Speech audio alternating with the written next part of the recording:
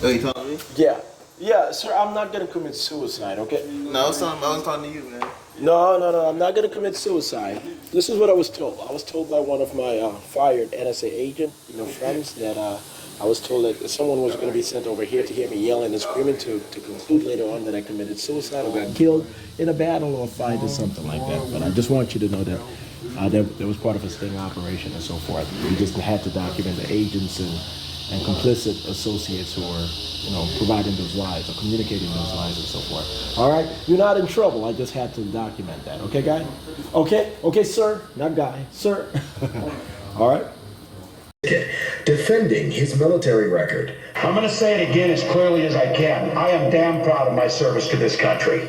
But focusing on Harris's plan for the economy. Vice President Harris goes to work every single day to make sure families don't just get by, but they get ahead. This comes as the vice president is scheduled to unveil her economic agenda this Friday in North Carolina before the Democratic National Convention next week. Former President Trump is due back on the stump with an economy-focused rally in Asheville, North Carolina today. The return to the rail after his talk with guys, Musk on his platform X. Yeah, okay. Hold on. So Kamala Harris and Barack Obama and Joe Biden, they've sat down and they've discussed with CIA agents and NSA officials that they're going to fake their death over the next week and a half or so, for the most part. August 15th, 2024 would be the day of, the finalization of the related negotiations, for the most part. But, that does not mean that's going to be the last day of negotiations, but essentially we can confirm that over the next week and a half, the White House is going to be purported per station as struck by a warhead Uzi, by some sort of Russian sympathizer or Russian or pro-Russian Ukrainian military expatriate or terrorists, But anyway, this is what's gonna happen over the next week and a half or so.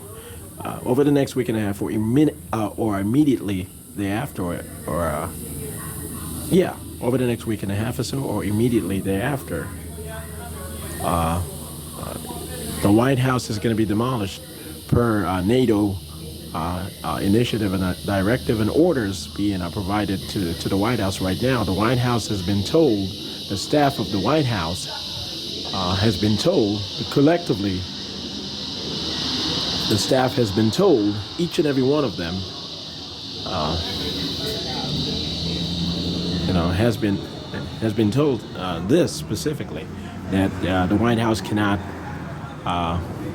harbor or house anyone during the evening or the night hours, because eventually over the next week and a half or so, the White House is going to be demolished and is going to be purported as a Russian attack, whether a Kremlin attack officially or some sort of subsidiary like action, but essentially it's going to be blamed on Russia, and then the U.S. military and NATO will plan on addressing the particular issue via military action having to do with central Moscow and the Kremlin, meaning the Kremlin and the surrounding area. So that's going to be the target point of NATO's response to that particular staged event, and that also is going to be staged per negotiation between NATO and the Russian government, the Kremlin itself specifically, aside the Russian military. But this is going to happen no matter what. What I just video recorded regarding the CBS News coverage, that's a cover. It covered it up. It's not some sort of sting operation to play with my mind or anything. I requested it. I requested to show you guys how things are covered up. Kamala Harris is just going to purport that she was having some sort of dinner meeting with Joe Biden and Barack Obama and possibly Michelle Obama and Corinne Japir and other folks, over campaign schedules and campaign strategy and campaign endorsement solicitation and stuff of that nature. So that's going to be the story.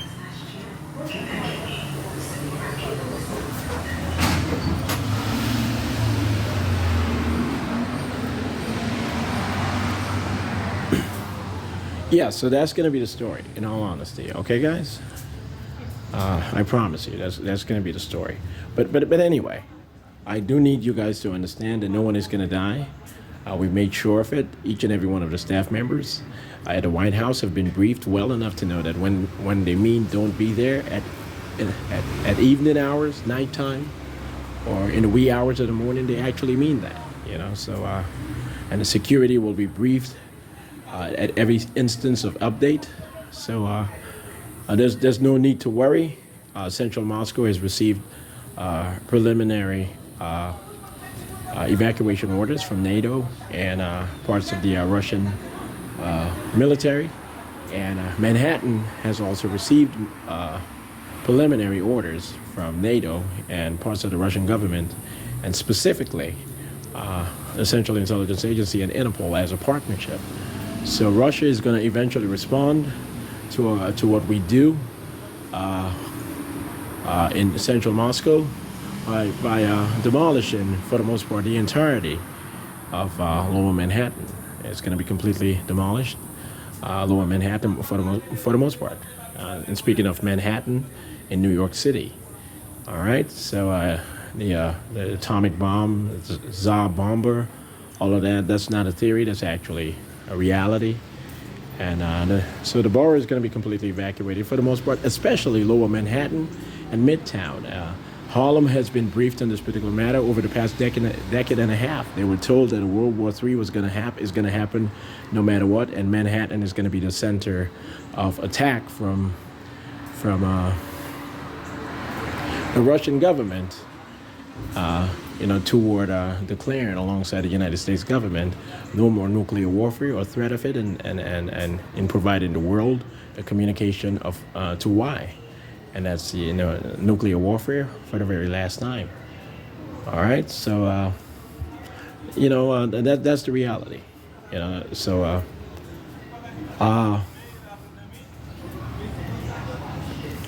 yeah. So I'm certainly gonna move to Coral Gables, Florida, by October. By the end of October, I should be there fully. And hold on.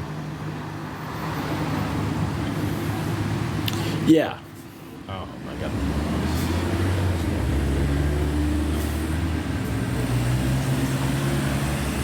No.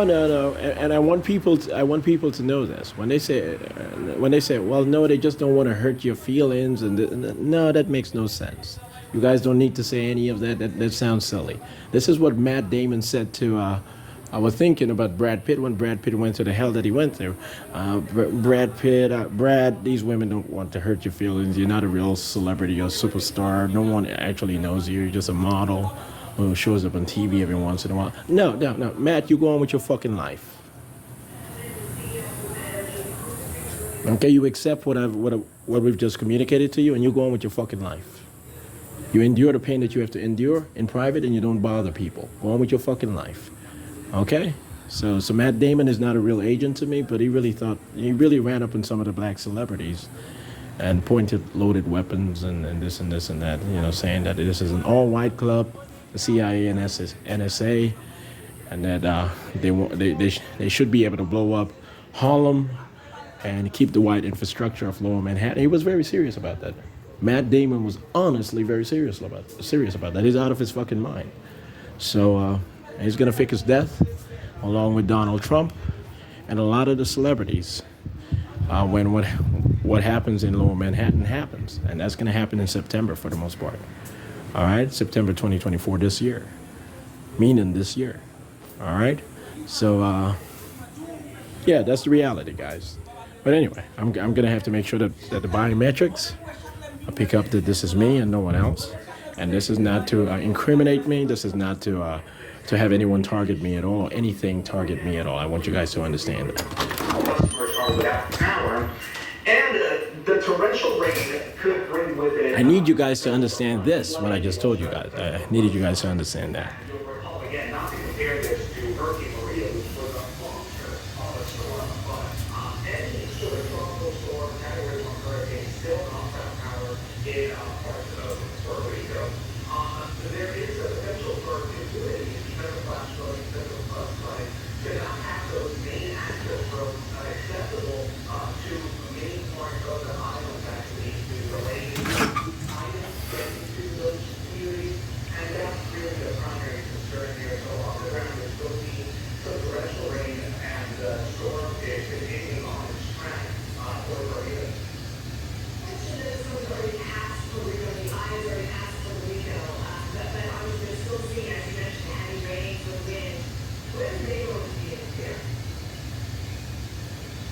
So the National Hurricane Center, National Weather Service, they sort of look at the model. It should potentially, those heavy rain there should potentially be out of there later on today. But here's the thing, this is a fast-moving storm. And they're still going to see some of those lingering effects, but it's not like it's dead where it's sort of. Let's look at what these numbers mean. So, Jolene, what are your highlights from this report? Essentially, this is a strong inflation report if you're looking at what the Fed is going to do when it comes to interest rates. And so this came in below Wall Street's expectations, what economists were looking for. So that means, inflation ticking down just 0.1% is a meaningful thing. It adds to the evidence that the Federal Reserve will probably cut interest rates in just a few weeks at that mid-September meeting.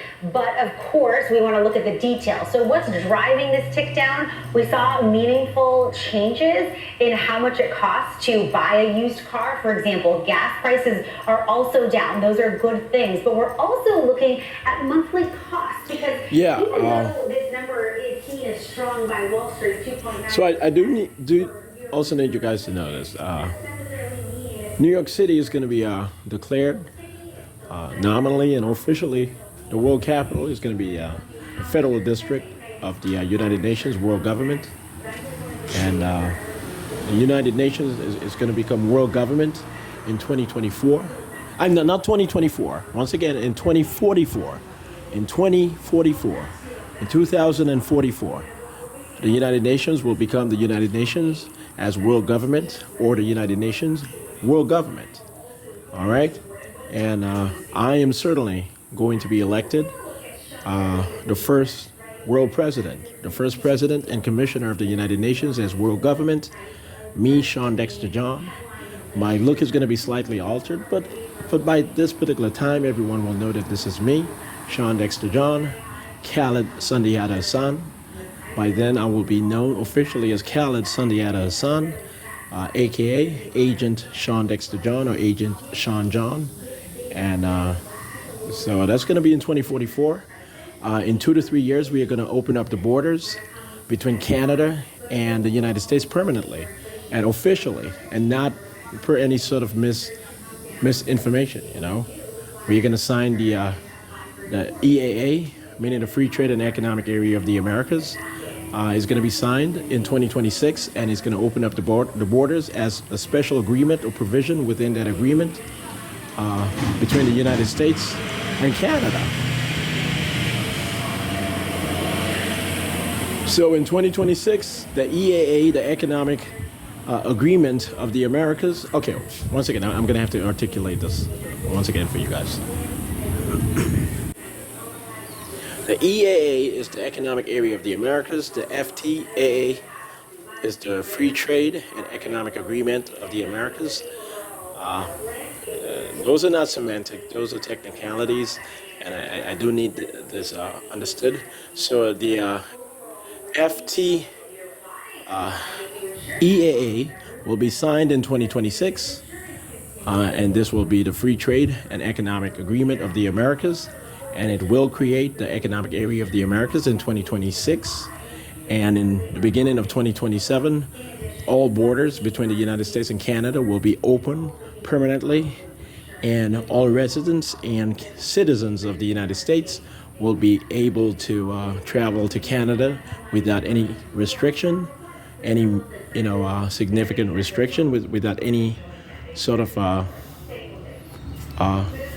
any sort of restriction that goes beyond just security checkpoints, and vice versa. So citizens and residents of Canada will also be able to drive into the United States and so forth, or walk into the United States and so forth. All right, we will make sure that additional agreements, like additional amendments or appendices or hold on. Both sides of the aisle over his recent rhetoric. Former Republican. So supplemental agreements, amendments and stuff like that will make sure that this is nominal beyond just mere popular communication or superficial fables, as perceived by some people. Will make sure that the whole country, the United States of America, and also the whole country of Canada know for a fact that the United States borders with Canada are no longer existent, other than politically speaking. All right. So the integration of Canada and the United States, which began a long time ago, obviously, which was made pronounced with the former NAFTA, and which was also pronounced by many agreements, corporate agreements between American companies and the Canadian government, will take the next step, and the next step is deep integration between the United States and Canada, so that in 2049, when we do create the Union of the Americas, the UA, and I'm not lying, Clay, Dad, I'm not lying at all.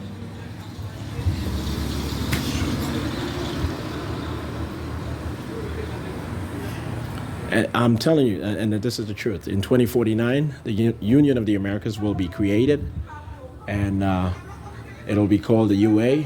That's going to be the abbreviation. That's going to be the acronym, and it's not going to be called the U of A or UOA. It's going to be called the UA. And I came up with all of that. This was never Barack Obama's plan. He opposed all of that sort of sentimentality or that sensibility or perspective or philosophy or policy from the very get-go. As soon as he saw what I published, as soon as he saw what I drafted before or after then, I don't know. But I know for a fact that he opposed it from the get-go when he was told that that this was my particular plan. But now he's going to be on board. He's going to be on board with this particular plan. He did not reinvent it. He did not re-engineer it. He did not make it better. He did not even sit on it. All he said was yes and no and yes and no, and we ignored his yes and no's. All right, but anyway, he's going to take up the commission I've provided to him. He's going to fake his death, and he's going to move to Australia on a foreign service contract to be able to manage the Asia Pacific integration project. So he'll be able to maintain his home in Hawaii or California, but essentially he's going to be in Australia at least for 7 years to help manage the minority movement of the Aborigines. We are going to integrate the Asia Pacific into a union, and the Aborigine people, alongside the Melanesian people, the Black Pacific Islanders, are going to be allowed minority privileges as restitution, not against the equality in law and protection, but essentially as we have worked on here in the United States regarding African Americans, for the most part, it's going to be a similar project. All right.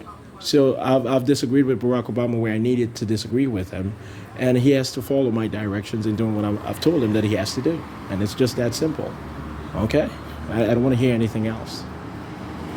So he's going to be in Australia for at least 7 years. 7 years without returning to the United States. He's going to commit to the Aborigine community, and he's going to commit to saying yes pronouncedly to the Republic of Vanuatu becoming an associate state of the United States alongside the Republic of Seychelles, the Seychelles off the African coast. So Vanuatu is in the Asia Pacific, but the Republic of the Seychelles obviously is in Africa. It's right off the coast of mainland Africa. But anyway, he's also going to have to say yes pronouncedly to Taiwan becoming an associate state of China. He has to say yes to that if he believes in global peace, sensible peace, diplomacy. Taiwan will become a member state of the United Nations as part of the deal. It will remain independent and sovereign, but it will be entered into the Chinese system, economic system. It will be able to motivate democratic parties within China, and it will say yes to China at the end of the World War, becoming a democratic country, just dominated, politically speaking, or within the electorate by the Communist Party. And that'll be the first step, okay, on that particular issue. So he's going to have to say yes to that. Trust me, that's as good as it gets. According to the Taiwanese people, I said this just like Donald Trump, right? But according to the Taiwanese people, that's what they want. They want to be able to remain within the Chinese culture, the Chinese system, especially with the booming economy of China, which is just not going to be halted at all. It's not going to be dwarfed at all. The Chinese economy is not going to be dwarfed at all. Australia is going to lead socially and politically in the Asia Pacific, but China is going to lead economically, and that's just the agreement made by the United Nations and Interpol and so forth. All right, so Taiwan is going to become a member state of China is going to become a member state of the United Nations, and is going to remain independent and sovereign. Even though its sovereignty is going to be altered by being entered into the Chinese system, because all Taiwanese will become nationals of the People's Republic of China. So even though the independence and sovereignty is there, Taiwanese will be able to live comfortable lives in China, and vice versa. Even though the Taiwanese Republic has demanded that China commit to not allowing a huge influx of mainland Chinese into Taiwan, and they've worked on saying yes to that without having to overstress it at this particular moment. All right, guys?